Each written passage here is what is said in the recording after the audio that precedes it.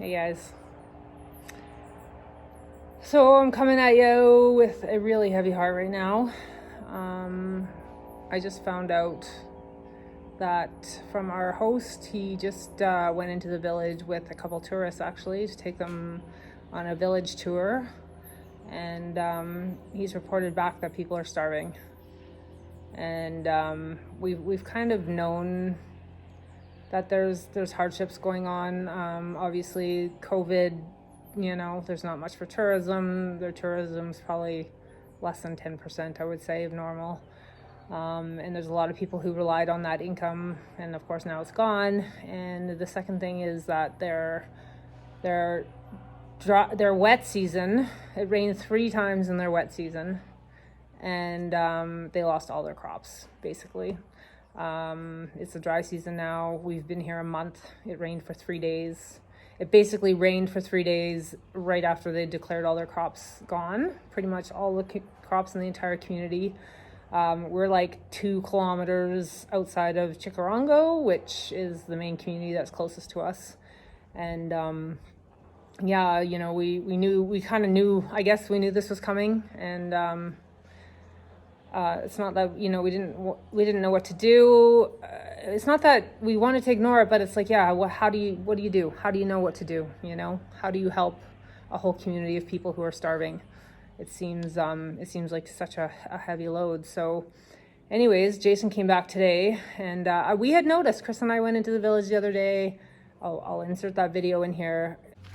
And along the way, there's like little stalls set up selling like vegetables and produce and whatever little local stuff that people are growing. Today's a quiet day though, but normally a lot of these stalls would be full. I'm not sure what's going on actually. It's Monday. What's going on? And I was just like, why is everything closed? It's so weird. It's so quiet. It was a Monday, no reason for anything to be so quiet. And he just said basically everyone's sleeping. Like people are just so hungry that they're sleeping. And they're not opening their businesses because nobody's coming to buy anything because nobody has any money. So I started asking him the hard questions, like, what do we do? What do they need? Like, how do we fix this? And he says, well, they need money. Of course, the whole world needs money. But how much money is the question, right? He told me that last year when COVID hit, they fed the entire village, 300 families, for the equivalent of $300 US for 1 week.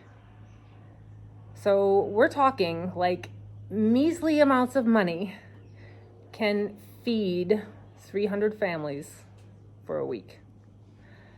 So, Chris and I have a credit line. We could give them $300, but I also feel like, and I'm happy to do so, but I also feel like there's other people out there, people that we know that may want to help. Like maybe you guys want to help, $5, $10. If I could get I have 1,500 people on my friends list. If I could get $1 from each of the people on my friends list, we could feed 300 families for 5 weeks. $1. That's all I need. Tourism is starting to come back. I don't think this is going to go on for too long. Uganda is in a bit of a small lockdown right now, but tourists are still allowed to travel around. And I know vaccinations are happening and tourism is starting to pick up again.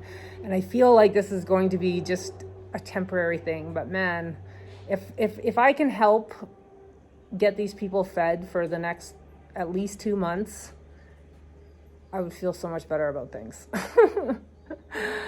So I'm going to start a GoFundMe campaign. In the meantime, I'm going to leave my email address in the description below this video. So if anybody wants to send me money through the Canadian banking system through an email transfer, I can get that immediately and we can get started on this.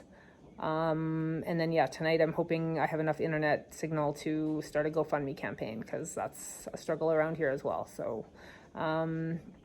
any amount you can help with, $1, $5, $10, $50. Oh my God, $50 would feed 50 families for a week. Like, can you even believe that? And the things that we're getting, just so you know, would be cassava flour, corn flour, and beans. These are the staples. Those 3 items mixed together create a solid protein, and those 3 foods will keep people sustained and keep people alive. So that's what I'm after, is money for these things. So if anybody has any money that they want to give, I know everything's tough. Times are tough for everybody, but like any little bit will help. And it's going to go directly to feeding these people, because yeah, my heart is broken after hearing what I've heard today. And the fact that it's happening so close to where we are, and maybe there's something we can do about it, you know. I just put out this big rant about how, are we just going to sit here and watch? We're going to sit here and watch the planet burn, or are we going to try to do something about it? I mean, this is the same scenario, right? Are we just going to sit here and watch while this like community of people starves to death? There's people sleeping under shaded trees because they're hungry, you know. Like we can get these people fed. It's not going to be forever. It's just until things start to kind of get back to normal a little bit. And yeah, anything you can do to help would be really appreciated. Thanks, guys.